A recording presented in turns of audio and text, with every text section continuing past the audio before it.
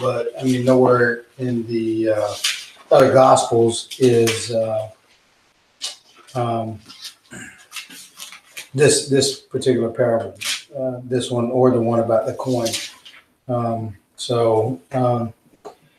Luke chapter 15, verses 11. We'll kind of just go through the first two like he has it listed out. So Luke 15, 11 and 13. So if somebody could read that for us, that would be great. All right. Amen. And he said, a certain man had 2 sons, and the younger of them said to his father, Father, give me the portion of goods that falleth to me. And he divided unto them his living. And not many days after, the younger son gathered all together and took his journey into a far country, and there wasted his substance with riotous living. Yeah, man. One of the things I did, just so I could have a better understanding,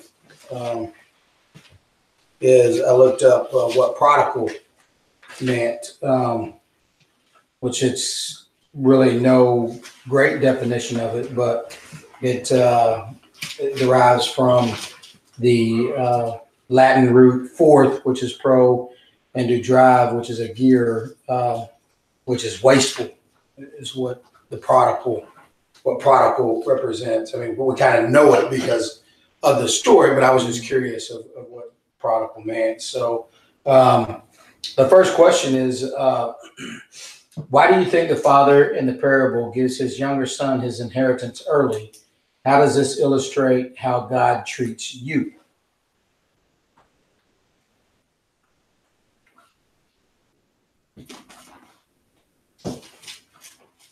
Everybody wants.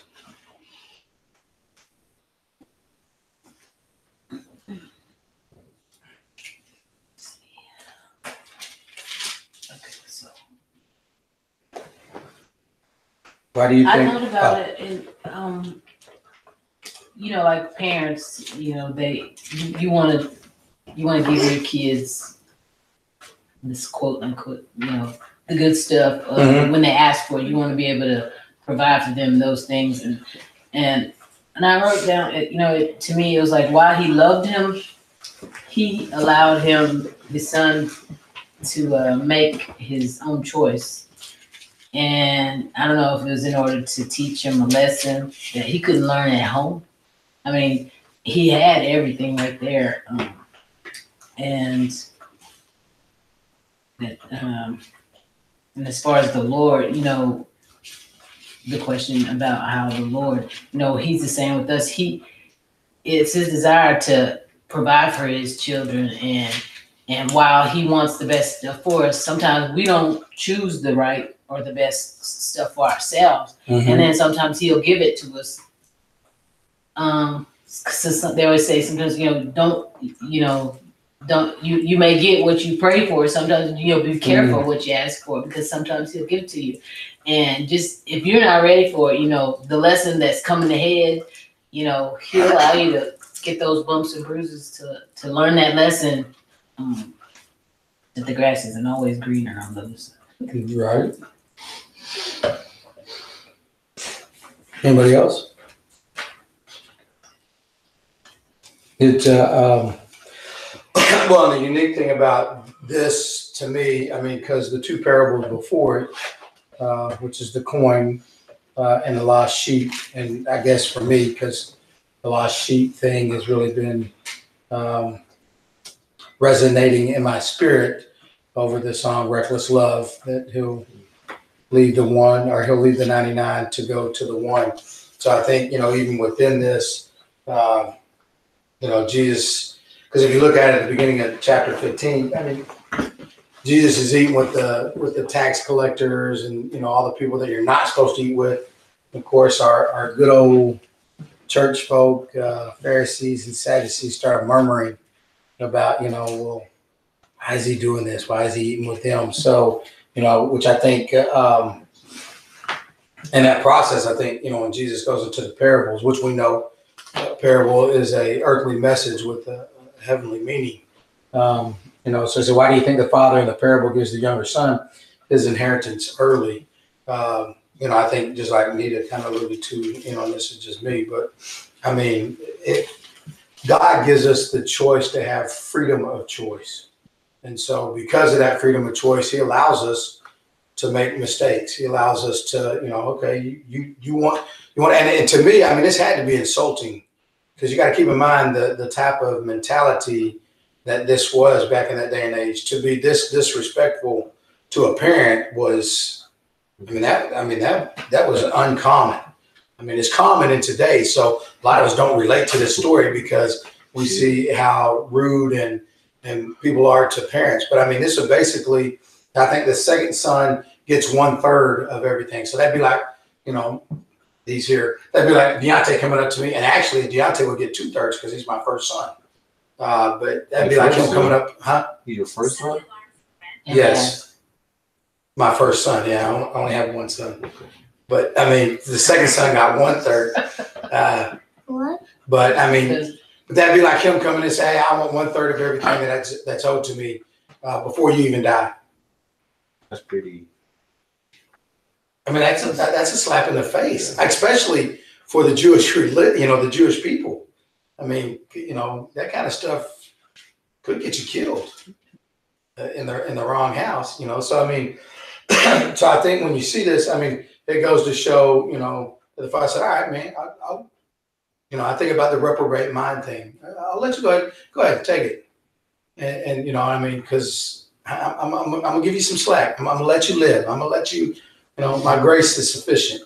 So I mean, even though at that point we hadn't even heard that his grace is sufficient. Yeah. I mean, you know what I'm saying? But I think Jesus is showing how grace abounds from the Father. So that was just me.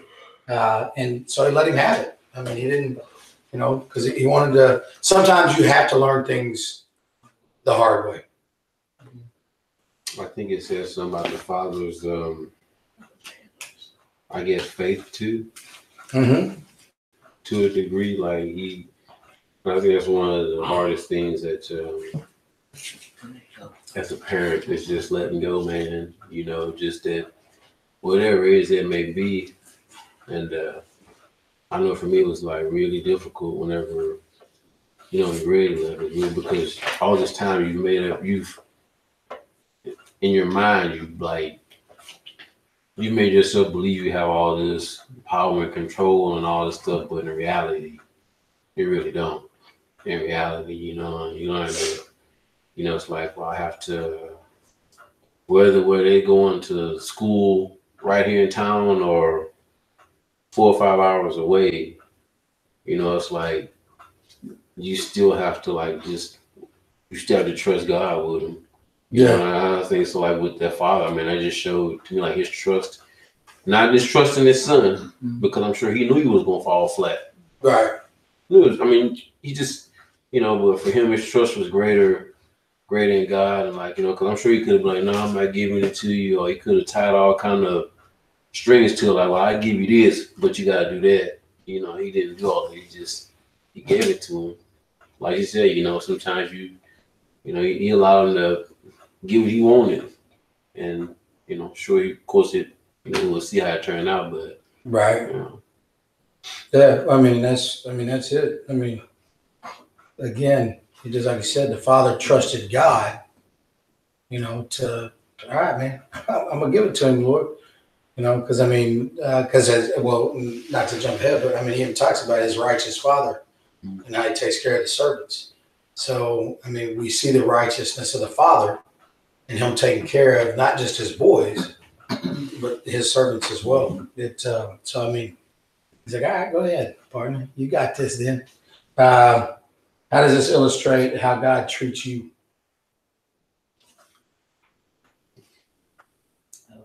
I already answered. Yes. He sometimes gives us what we ask for. Good. Sometimes. Yeah. There are a lot of things we think we want, but If he gave it to us. It's not good for us, but then he'll give it to us. And it's almost like you know you're gonna fail with it, but it should prove I don't want to say prove a point, but humility is the word I'm trying to put it in. humble you. Yes. A lot of times people don't learn from that though. I mean, he did, but a lot of times Yeah. people don't learn. At least not initially. They still don't learn from it. It's kind of like I don't say a test, kind of to test your faith. Mm-hmm.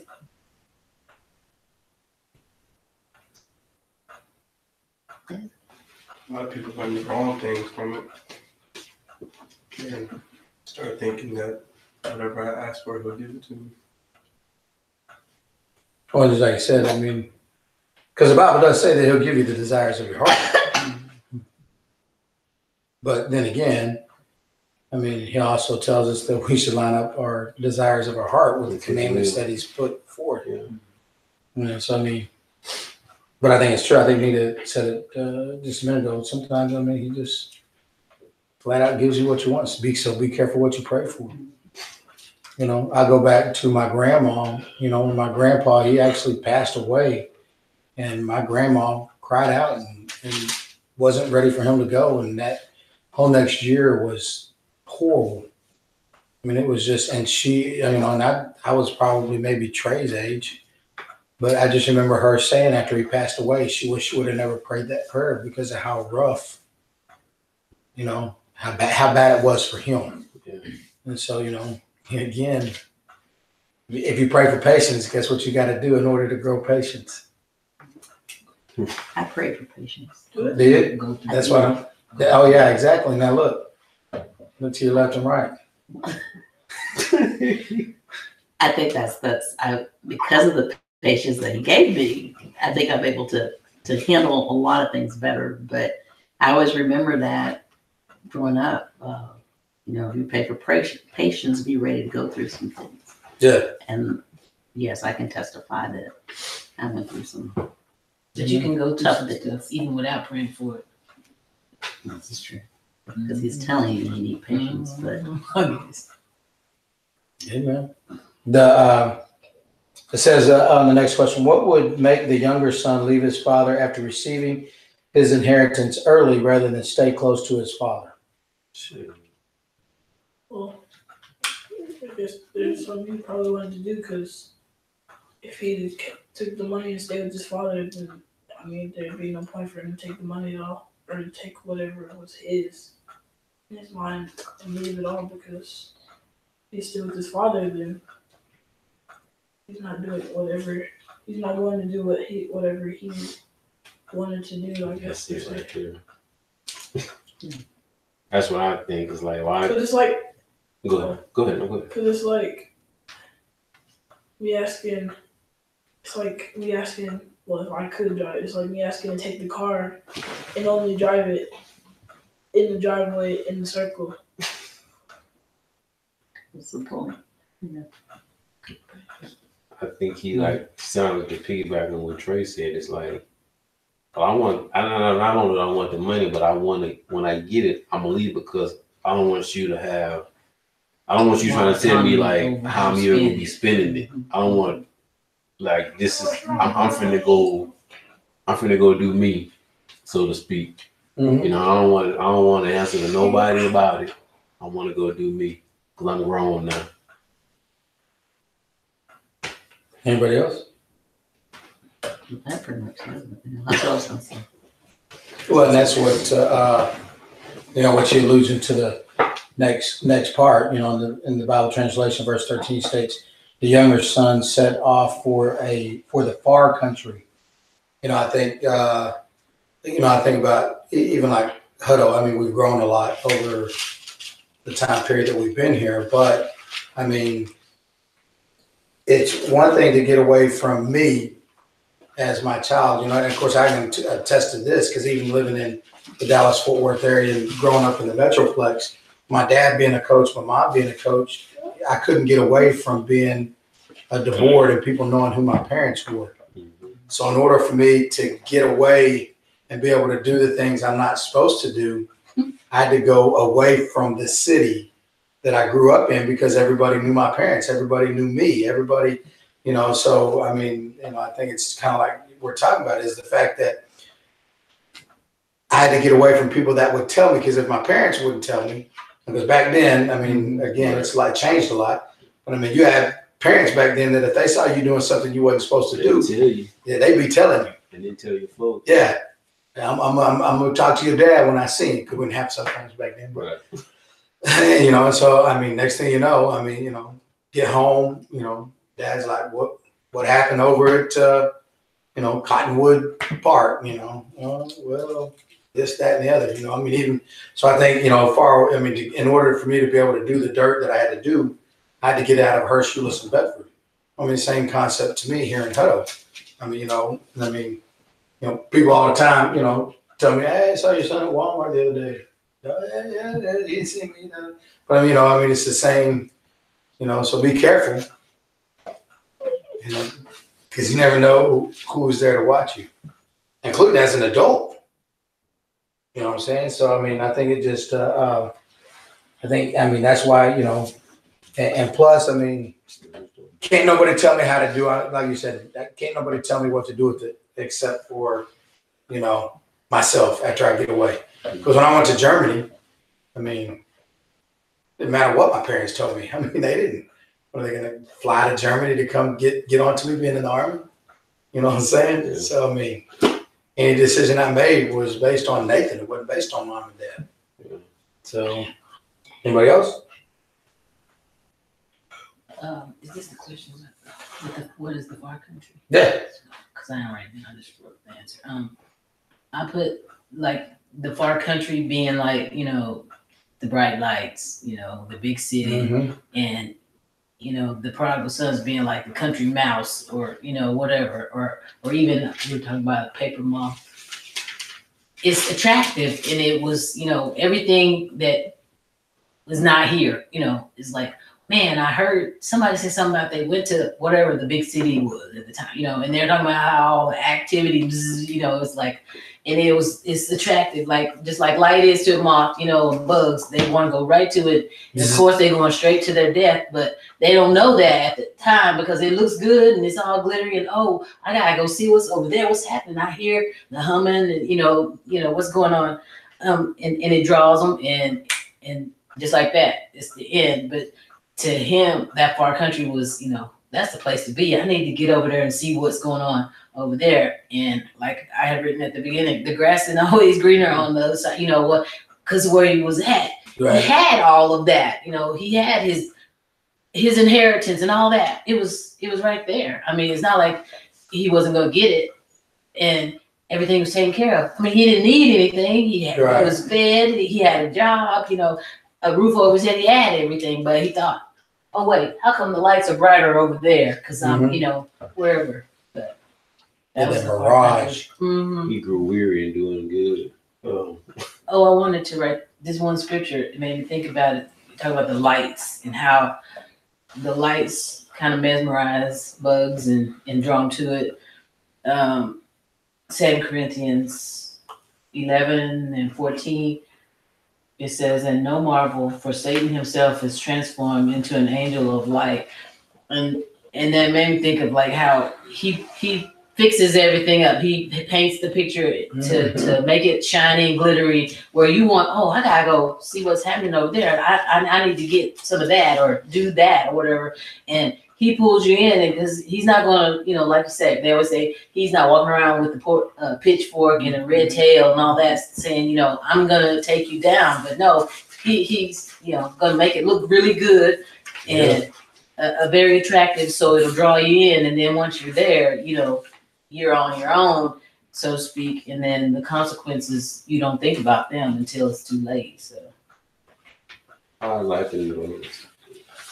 Far country to me is, I think about in terms of like spiritually, when I think like a far country being darkness, how you may not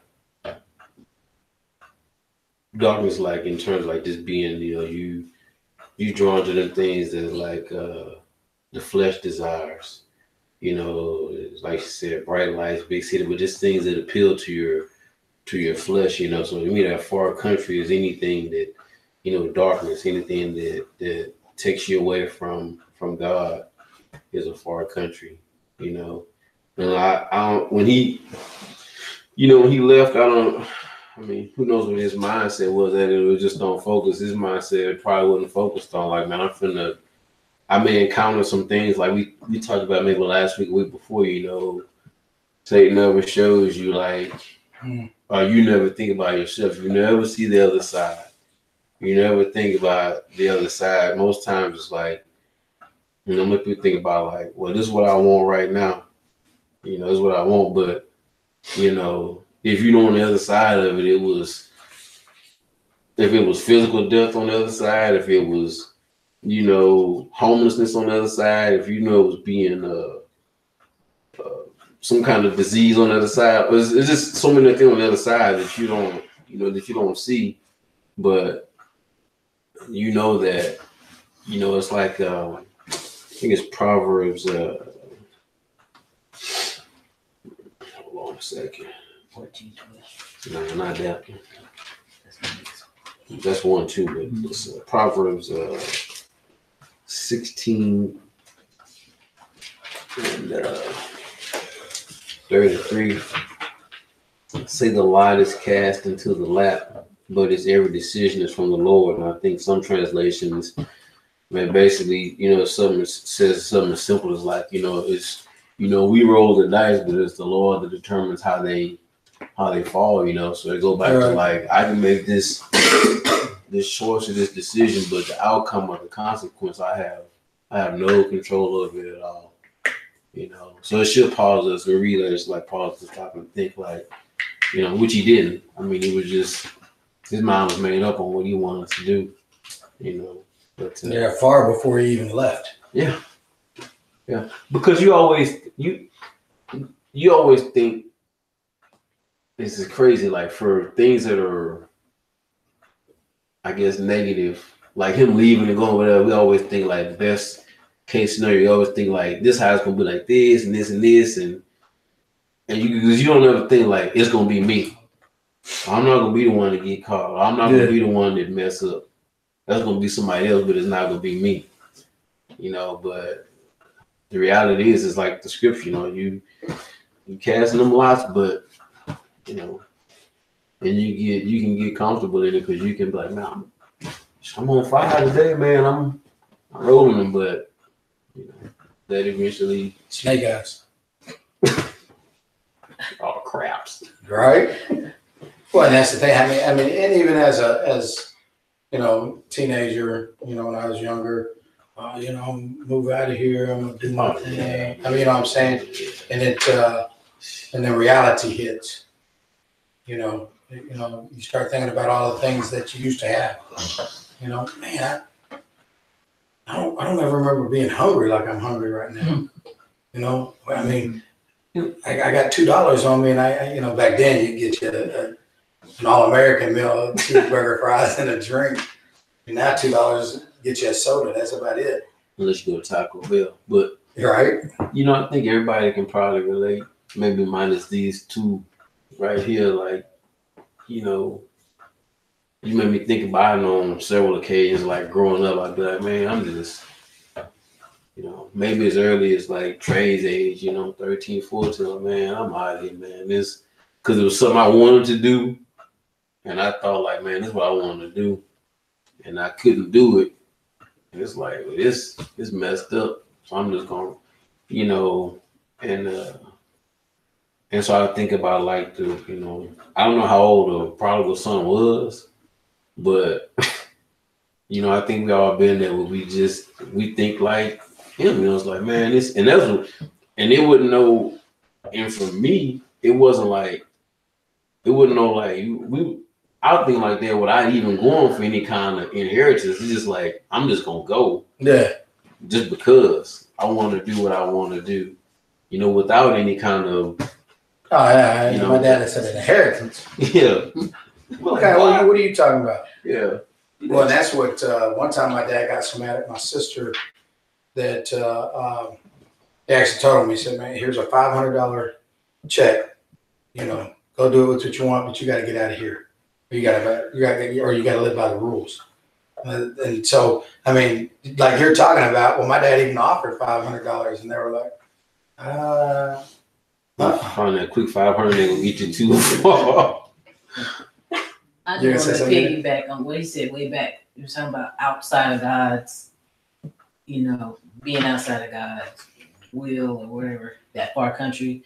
And I was just gonna add the fact that that far country for him was like outside of God's for the father's protection, because daddy couldn't help him. He was on his own. And when you leave from under, the umbrella, I'll say, of the father's protection, you are on your own. You're not covered, and that's not where we want to be. Because anything goes out there, and he usually does. So. well, that's the reason why I think it's in Psalms where he said, I will abide in the shadow of the Almighty. I think that's getting out from underneath his shadow. And I think in Numbers is where it says, may his face shine upon you. Which is speaking of the Father. So, his face can't shine upon you if you're not there. Yeah. You know what I'm saying? So, good stuff. Anybody else? Can somebody read Luke 15 verses 14 and 16? Got it? Go ahead, bro. About the time his money ran out, a great famine swept over the land, and he began to starve. He persuaded a local farmer to hire him, and the man sent him into the fields to feed the pigs. The young man became so hungry that even the pods he was feeding the pigs looked good to him, but no one gave him anything. Right? That's that 500 gone. Yep. Well, he lost that. He says, state that the younger son began to be in need, so he got a job. Was getting a job a good idea or a bad idea? I have both. I put good in the fact that he was looking out. He wasn't looking to get a handout. And he's like, okay, I know I got to work. 2 Thessalonians 3:10 says that, if the man don't work and don't eat. So, that was the good thing that he was looking out for. But the bad thing was the fact that he wasn't looking to God to be his provider. And Psalms 23:1 says, the Lord is my shepherd, I shall not want. And what verse was it? 14. He said he began to be in want. Mm-hmm. Well, whose fault was that? It was like, he shouldn't have been in want, because if he'd have stayed where the provisions were, he would have been okay. And let me see, anything else? Trying to fix his own mess rather than going directly to the Father to delay his blessing. And I put Proverbs 14:12, which says there is a way that seems right, but the end thereof is death and destruction and all that. And that's what he ran into. But he needed reminding that the Father was the answer to all of life's issues. And I put John 14:6, which, Jesus says, I am the way, the truth, and the life. No man cometh unto the Father but by me. And then Philippians 4:19 says, but my God shall supply all of our needs according to his riches and glory. So if he'd have thought about the Father first, as opposed to, let me fix this. I gotta fix this. How can I fix this? And that just kind of reminds us we need to, instead of, when we get in a mess, that's who we need to call on first and not last. He wasn't at the bottom yet. Yeah. He wasn't at the bottom yet. He still was trying to. Still trying to. I think about that question. He said, like, he had spent everything. After he had spent everything, so he tried to go get a job. And I think a job, I ain't gonna say it was a bad idea, but I think it was a bad idea because he still wasn't. A job wasn't going to change. That wasn't going to change the way he was approaching things. You know what I'm saying? I mean, if he got a job, so he making money, okay, is he gonna like that's not going to draw him back to where he needed to be. And I doubt that if he had spent everything already, you know, he was going to continue on spending, trying to live that lifestyle, you know. So I just think he wasn't at the. I think he hadn't hit the bottom yet. You know, he was still trying to. Like I guess, like you said, you know, to the B was just he was depending on himself more than anything else, you know. And I'm sure he was.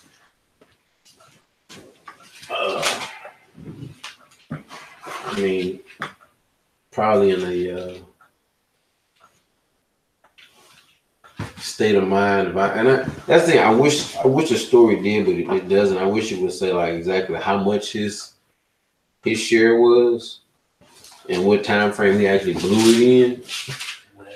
You know. It does say in not many days. In not many days after he got it off. Okay, well, how much did you know? But I guess it's irrelevant because you can, if you look that ride just live, you can blow some money real quick. Yeah. So you know, but I just think he was still trying to getting a job wasn't going to or didn't help him change the way he was. You know what I'm saying, the direction that he was going. Right, in which for me, because I put it was a noble idea. You know what I'm saying? Yeah. To think that, you know, and that is piggybacking off kind of what Nita said that, I mean, yeah, that was a great idea because, but here's the thing. I mean, to me, what got you to that point? Me. And yeah, and it wasn't even the fact that he took his inheritance. That's not even the case. What it was, you know, because I saw Galatians 6, 7 says, do not be deceived. God is not mocked, for whatever one sows, that will he also reap. For the one who sows to his own flesh will from the flesh reap corruption, but the one who sows in the spirit will reap from the spirit eternal life. And so I think, you know, because of him going out there and just squandering it away, you know, in his riot, I think is what it says in the King James living, which righteous. Which is in today's term, a buck wild time, you know, I mean, even to the point where, like you said, I mean, because I think about kids and how I thought when I was young. Mm-hmm. And I mean, $20,000 was a lot of money, you know, when I was 19, 20, 21, you know, especially being in the military. Mm-hmm. But now I'm in my 50s. $20,000 can go like that. Man, go buy you. I understand it's still a lot of money, but I'm just saying, though, see, at your age, it's relative. I mean, that's yeah. I mean, but if I got paid $20,000, that's not very much money. I mean, there's for the year. Yeah, I mean, there is no way that we could survive on that. You know, I mean, only by the grace of God, obviously. But I mean, I just think to me it was a noble cause. His mindset was, you know, well, I'm just going to get me a job. And I still think it was a pride thing. Oh, absolutely. You know what I'm saying? Because, I mean, taking the inheritance was a pride thing. He got himself in this position, probably trying to show off, you know, oh, man, all the drinks are on me. You know, I mean, yeah. I mean, you know, and so trying to impress people, you know, wearing the right clothing, you know, having on jewelry, whatever he bought with it. I mean, or not going to go home empty-handed either. Like even if it did go back. Yeah. So I gotta make up for. Well, what's you know, I mean, one of the greatest examples of just blowing it. I mean, MC Hammer. I mean, that guy. I mean, you know, trying to take care of his entourage and you know, basically pride. I mean, he was trying to show off, trying to say, you know, yeah, I can do this. I mean, millions and millions. I mean, we're not even talking about $20,000. This happened to many an athlete too. Yeah, just millions of dollars, and it's just gone. I mean, Golden Richards, who used to be one of my favorite wide receivers for the Cowboys, won the Super Bowl with Roger Staubach and them. You know, he ended up selling his Super Bowl ring. You know, because he didn't have nothing. You know, Ryan Leaf. You know, I mean, you know, just like you said, I mean, and not just them. I mean, but you know, there's business people. Yeah. You know, I mean, and the thing is, I mean, you know, just like, I mean, drugs. I mean, you know, somebody snorted some cocaine at a party, you know, and, you know, I'm sure if they would have thought, you know what, if I snort this and 2 years from now, I'm not going to have anything. My family's going to leave me. I've lost my $1 million job. They didn't see the after, just the before. You know, and so, you know, so that's what I think when I think of this guy. I mean, and then not to mention, sometimes we take advantage of the things that are just given to us. We just assume, and that's the problem with today's society, is they think that they deserve, well, I should be making $72,000 a year too, just like he is. Well, that guy's been with the company 25 years. So you've been with the company 2 months. You know what I'm saying? I mean, my favorite description is everybody wants chapter 23, but nobody wants to read 1 through 22. Absolutely. The only time it benefits us to skip to the end of the book is in this one right here, because we know the final outcome. You know what I'm saying? But I mean, if you skip all the way to the last chapter, you're lost because you don't know what happened at 22. So you don't know what that person had to go through to get there. Just like the son with the father. I mean, if the son knew that all the work the father had to do to get what he had. And it's funny you say that. And, I hope my brother ain't listening, but my dad had. I remember my brother saying that, man, I need to make the kind of money. I don't know the kind of money that dad making. You know, this time my dad, mind you, after he come out of doing 3 tours in Nam, he goes to Texaco and gets hired on for, I think, he said they hired him on for $269 an hour. And he's like, that was big money. In $269 an hour. And he worked from that with no college at all. He worked. Multiple years, like doing and like working the graveyard shift, and then he would go work. He had a roofing business. He worked for like years. I remember saying that. I mean, just like going to the shipyard, like throwing sacks and doing all this. And so at the same time, though, keeping his main job going to where he worked his way up into like a project manager. Earning a 6-figure income, traveling all over the world. And I'm like, well, you graduated from college, dude. I'm like, you haven't.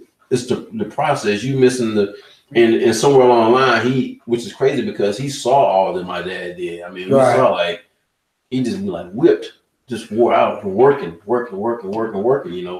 paying dues, I guess you could say, And I think sometimes, we kind of joke about it now, like a lot of guys that come in the fire department have never had like real jobs where they've had to work. Man, we gotta go do this again. We gotta do this. Like, man, do you know how much they paying us to like? I'm like, we're here for 24 hours, and honestly, out of 24 hours, I'd have to like really work at saying like how much time we actually are like really doing. I mean, because your average call we go on from the time we leave the station, we get back the average call, and you're talking about 15 minutes. Right. 15 to 20 minutes average call. And if you do, on a busy day, you'll have, we'll have like 5 or 6 of them, and all of them aren't that. Right. And you come back and clean the station up, that takes a whole 5 minutes, maybe 10 minutes, and it's like, so out of 24 hours, it's like, man, but we getting paid for every hour that we there though. Right. It's like, man, we gotta go, like, man, this is like this is either like hitting the lotto. So it's just kind of like you said, man, people don't, everything it was given to him. Yeah. So he had no appreciation for what it even cost his dad, however he acquired it, like, no appreciation for that, even just like, oh, it ain't mine. He didn't have to work. I had to work for it, so I'm just like, I don't know. Well, that's the way it is when people kids are working. use cars. They, what I'm saying? I mean, if you make them pay for it, they really tight with their money. Oh, yeah. But if you're buying it, the sky's the limit. Give me the steak and the lobster. But if they're buying, we're going to Taco Bell, and you're going to get the $2 box. It's the mindset is all about, okay, I can keep mine, but what's yours is mine too, and what's mine I'm gonna keep. You want to buy just Uncle Ben's, or you want the bag to just say rice? Yeah, let's go with just rice. Yeah. Well, that's what when I first got my car, and I tell my dad, well, why are you giving all these people a ride? I'm like, well, they're giving me gas money. He said, well, they're getting off pretty cheap then. He said, if something go wrong with that car, how many are gonna help fix it? I'm just like, so I mean, and again, just like you said, I mean, how many times do you use something of somebody else's and you get it back and it's not the same way that you blend it out, so. My chainsaw, man. So I'm glad you said this. Got on me $400. Yeah, but never mind. He was throwing that Uh, grass cutting job. right. Um, so it says the next one. Why do you think the younger son tried to work himself out of his dilemma instead of returning to his father? In other words, why didn't the younger son just go back to the father when he began to be in need? Man, pride it's thing. that pride. Pride, I got to admit I'm wrong.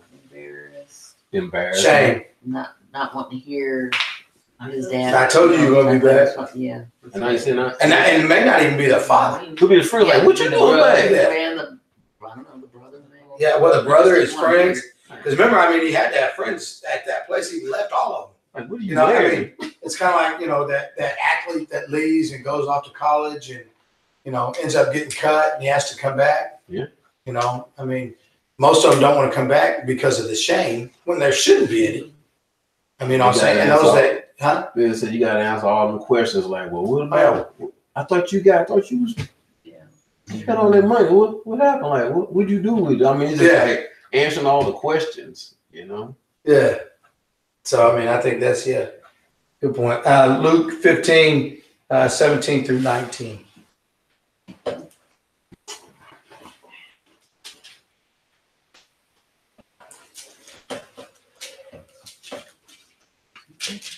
I'll read.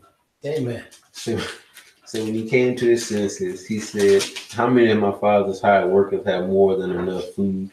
And here I am dying of hunger. I'll get up, go to my father, and say to him, Father, I've sinned against heaven and in your sight. I am no longer worthy to be called your son. Make me like one of your hired workers.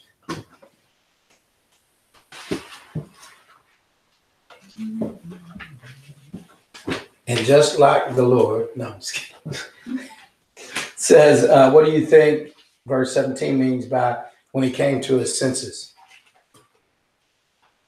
I mean, he hit that bottom. He hit that bottom, you know, and I think he was coming to senses too, like just coming to grips with reality. You know, like just that long look in the mirror, like, man, you know what? I messed up.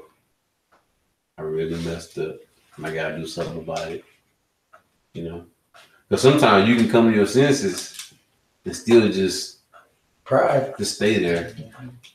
You know, you be like, just stay. Like, it's like you can get knocked down or stumble and fall, whatever, and like you can be down there and just be like, man, I messed up, and just stay down there. You know, but him coming to his senses actually led him to get up and do something about it. You know. Let me think of was it the lesson or message a couple weeks back? You're talking about it's time to wake up, and he actually, you know, he woke up. It was because what he was doing was pretty much, I don't know. I guess his dream had turned into a nightmare, and he actually woke up. And I wrote down Romans 13:11, and just because it says, and that knowing the time that now it is high time to awake out of sleep, for now is our salvation nearer than when we believe. And that made me think that he woke up and realizing that, you know what, my salvation, you know, the way out of this is close because I just got to go home. And you just got to turn around. And that's like for us, you know, if you just turn around from whatever it is you're doing, you repent, you know, I'm sorry. He came to say, okay, I got to go and get this right with my father. And Proverbs 22:6 says, train up a child in the way that he should go. And when he is old, he will not depart from it. And so, you know, he strayed, he did his wilderness experience, so to speak, but he remembered all that, you know, growing up. You know, my dad has all this, you know, we got servants. Why am I, you know, struggling? I need to go back. And it just, you know, it was a reminder, you know, okay, I know this. And so he got out of there. Yeah. And I got 2 more scriptures, but I'll save you for the end. And sometimes when we're going through, or when we're going through storm or whatever difficulty, God breaks us down to where we don't have any other choice but to reach up and look for him. And again, like he realized what he left at home and how good he had it and all the things that his family, his father had. And he just clicked and was like, what am I doing? Yeah. Well, and again, I mean, to me, because, you think about the Jews, I mean, to be working with the swine, which was an unclean animal, which is the lowest position that you could probably have as a Jew. Then not to mention, not just as a Jew, but I mean, even in Egypt, I mean, how many pig statues do they have? I mean, you know what I'm saying? So, I mean, it was, to me, I think he was completely broken to the point where shame wasn't even an issue anymore because he was, you can't get no lower than that, which to me, I mean, goes back to what we always say about, God won't put more on you than you can bear. Well, I mean, he was broken, and sometimes, yeah. And so I think sometimes in that brokenness, that's where, God, and I believe, because one of the things that I thought about on the way home actually was, it just kind of went, man, think about that on the spiritual realm, because I think about, the seed that was planted at his father's home and God brought it back to his remembrance. There is something better than what I'm feeling right now. You know what I mean? And yes, I accepted Christ when I was at Young Life Camp, but I remember the night that me and Leroy had it out and I got home from Midtown. He had left me there, I was upset, we got into a big fight, and I had a necklace on that had a cross around it. And I remember looking at the mirror and I said, man, there's got to be more to life than this. I was at that point, I was in misery. It was horrible. I couldn't even stand to look at myself, let alone, so, I wasn't worried about nobody else but me. Because I was like, man, which goes back to me with sin. We finally get to the point in our sin that we see that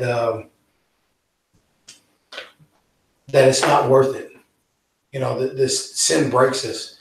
So, which is, for the Father, it just, you go, man, this can't be it. This can't be what all life has to offer. So, it says, compare the contrast, the younger son's attitude the day he left for the far country and the day he came to his senses. Shoot. I got it. It was day and night. Shoot. And then he was going back to tell his dad, I'll be the lowest servant that you have. He was humble. I think he was humble. Yeah. He was humble. Oh, yeah. Yeah. And because when he left, you couldn't tell him nothing. No. He had his mind made up. Oh yeah, pocket full of cash. Excited about it. Yeah, I'm gonna live it up. Kind of like Nita said, the big lights. I always think about when you talk about locations like that. I always think about Las Vegas. What happens in Vegas stays in Vegas. No, that's not the case. If you lose all your money in Vegas, you're coming home with no money. You got to answer some questions real quick. Yeah, exactly. But I think too, like I don't know. I think about he grew up. I think I think it was like I think it was an experience from becoming a truly a boy to a man. He might have left. There's like so many. You see young men today. People have an idea what it is to be a man, and it's like all this nonsense, and that's the same mentality he had. But when he went out there and experienced like truly what life, really was all about, that I think that changed him into, like I said, from becoming a boy to a man. In a short period of time. Oh yeah. Even if it was a year, what I'm saying? And all you got to do is look how fast this year is going by. Yeah. We're fixing to be in May. Literally, we're almost halfway through with the year.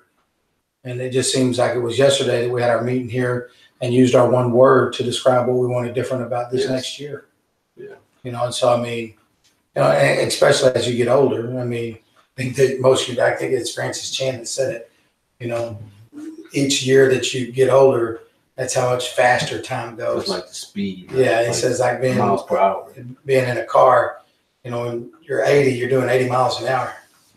I mean, and it just, you know, and I can testify to my dad telling me all the time, you know, man, it just seems like the days go by faster and faster, which is also biblical, because the Lord does say that He's going to have to speed up time. If not, we would kill ourselves, or we'd be like this prodigal son all the time. So, I mean, it's definitely a life-altering situation for him from the day he left to the day when he came back. You know, I think his beginning mindset was the Proverb 14:12. You know, the way that seemed right. yeah, His way seemed right, but on the way back, you know, coming home was John 14:6. He realized that, you know, Jesus is the way. You know, the Father was the way to get out of the mess that he was in, and that was his spiritual awakening, physical awakening. He had to wake up both ways, you know, and see the truth. And I guess he learned his lesson. And I don't know how many people, I want to say, I think a small amount of people learn from others' mistakes or whatever you want to call it. You know, a lot of people don't exercise that wisdom, being able to like hear it and be like, you know what, man, I heard what he did. I don't need to be trying to go through that. I'm gonna go the other way on this one here. You know, a lot of times people gotta be like, you can tell them the pot is hot, I still gonna go touch it though. Like I told you, the pot was hot. Bridges out here. Yeah, bridges out, but I can jump it. No water You know, crossing. and I just think, and I okay, think, Smokey and the Bandit.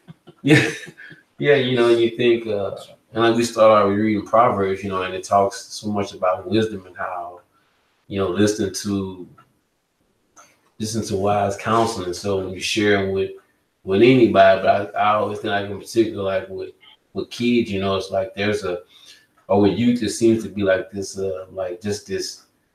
I think in a kid, and we can relate to, like always, it's like this.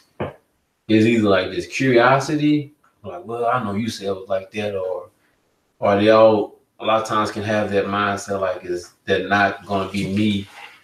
And, you know, because I can share my testimony, things that I did growing up, and be like, well, you did it, and it turned out okay for you. Well, yeah, based on what you can see physically. But here's the thing too, though, you know, like, because I may go and break the law 10 times and never get caught. And I'd be like, you know what? That's the end of it. I'm done with it. Well, you know, my dad did that. He didn't get caught. And you go do it one time, and guess what? You locked up.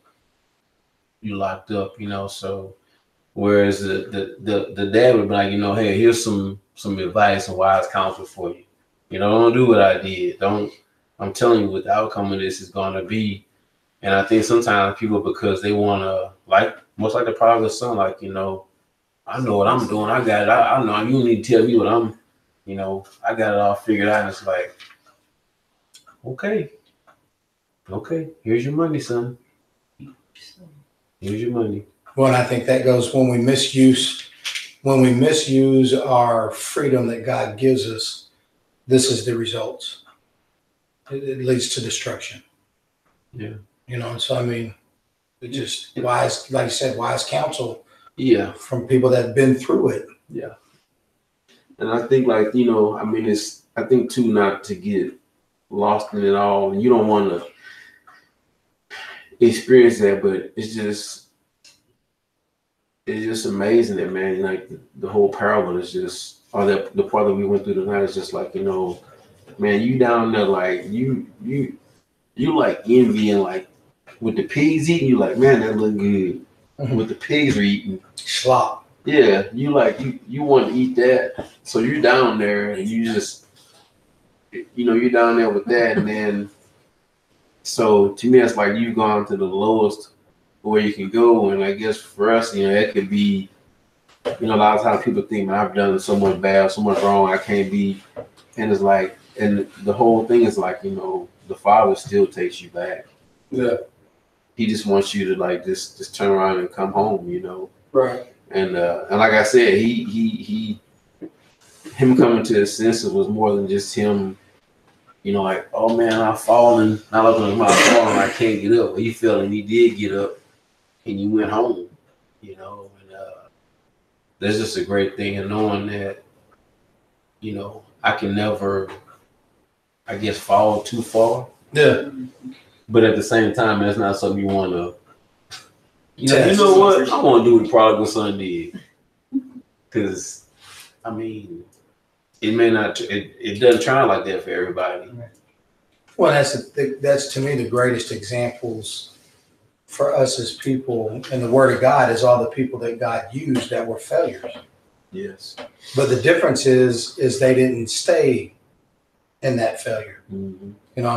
David, Paul, Peter, Job, and even Job and he was righteous. You know what I'm saying? And yet he got to the point, and I thought about that the other day, he was at the point where he was actually scraping the pus off of his skin, contemplating, why was I even born? Yeah. Yeah. But he didn't, once God confronted him a little bit and he came to his senses real quick, then it was a turnaround. Same thing with David. I just think about all the people in the Bible that were failures. Moses, Noah, all these people, but the great thing is they never stayed in whatever it was that they failed at. Because even Moses, he ran out of Egypt. He ran out of Egypt because he killed that person. Yes. But God said, you know what? I still have a purpose for you. Yeah. So I think it's just like you said. I think coming to our senses sometimes is us realizing that God can use us in whatever capacity He desires. We just have to open up ourselves to be free to Him and not free to our flesh. And I think that's understated, like the coming to our senses part, because I think like how, without getting too much into part two, like the Father's love, it never changed. No. But it never changed, and I would say that the prodigal son, even the way the love he had for himself probably changed, and how a lot of times people allow like that fall to be like, you know what, man, I don't love myself no more. Or when when he came back, how the brother wasn't as receptive as like I said, like get into part two too much, but it's like, but just understanding that in spite of like, I guess I'm trying to say, like, in spite of what anybody else thinks or anybody else says, is like, you know what, God still loves me, man. So if you got a problem with that, I'm sorry, but He still loves me. Yeah. And a lot of times, I guess it's just a great example too. Like a lot of times other people it's just understanding like the Father's love, because it's like, well, how could God love that person? Like, well, how could He love you? And I think that's because we try to compare sins. I didn't waste the money Dad gave me. Yeah, and you can't compare. I can't compare my righteousness to you, to Nita, to Tia, to Deontay. Because when I compare it to Christ, you know what I'm saying? Then that's the reason I love when Isaiah said, "I'm a man unclean lips. of unclean lips." I'm filthy as rags. Because for the first time he saw how unrighteous he truly was, and this is a guy that, think about what Isaiah did. You know what I'm saying? So again, I think that's another version of coming to your senses. Yeah. He came to a new senses. So the fact of saying, whoa, man, this is crazy. No other way to explain it. Even think about Paul. Paul said, man, I consider all the stuff that I have up until this point doo-doo. That's dung is what the word is. Rubbish. To knowing Christ Jesus. And so, I think when you come to your senses, you realize how unimportant everything else is compared to the relationship that we have to the Father. Yeah. you know, and that's the whole thing. The son came to his senses and don't even know the outcome yet of what the father's going to do. He said, man, if nothing else, I'll be the lowest servant that my dad has. That's better than where I am in this. Yeah. And, you know, that's, to me, that's where we come when it comes to sin. When we realize, man, this is not, I mean, getting drunk every day is, I mean, there comes a time and a point where you're like, man, this is old. Yeah. You know, I'm tired of waking up not knowing what I did. Well, because that's anything that, any of those, that whatever that riotous living is, Yeah. whether it's like, it gets to where like, man, you know what? It's just like, it ain't even a Band-Aid no more. Mm-mm. It's like, I could go do this, but man, that's not gonna change anything. It doesn't change what's on the inside of you. Right. You know, I mean, and that's the thing about, you know, and I'm only speaking as a man, I mean, which I did not know this, but 80% of all suicides are men. And most of it, I believe, is because they keep it I believe that. in here rather than, you know, Yeah. trusting. It's pride. I mean, be the first to tell anybody, as a man, I'm very prideful. And I know women are prideful, but I mean, you know, it's just something about being able to, I told Tia that it felt good to do the hedges and do all that, you know. I mean, it's a pride thing, I'm not gonna lie. Because, you know, as a man, that made me, you know, look what I did. I think because we've been taught for so long that you can't show no signs of weakness, you can't do this, you can't do that. And it's like, I was like, okay, well, you stop and think about like, well, who we using for the example in that? Exactly. Because I'm like, if we gonna use Jesus as the example, then it's like, well, that changes everything, but that's not the example that we were given. The example was given of Stop crying. yeah, don't show no weakness, you know, you know, punk, you know, so. And that's the reason why I love this story. It shows strength, like I was talking about before, showing strength is just, yes, acknowledging the God that you need him and you can't do it, but I think it even goes, deeper than that, being able to like, to share those weaknesses with others. Yeah. I think it makes you stronger. Yeah. So coming to our senses. Yeah, coming to our senses, yeah. Amen. Amen. See you on the flip side.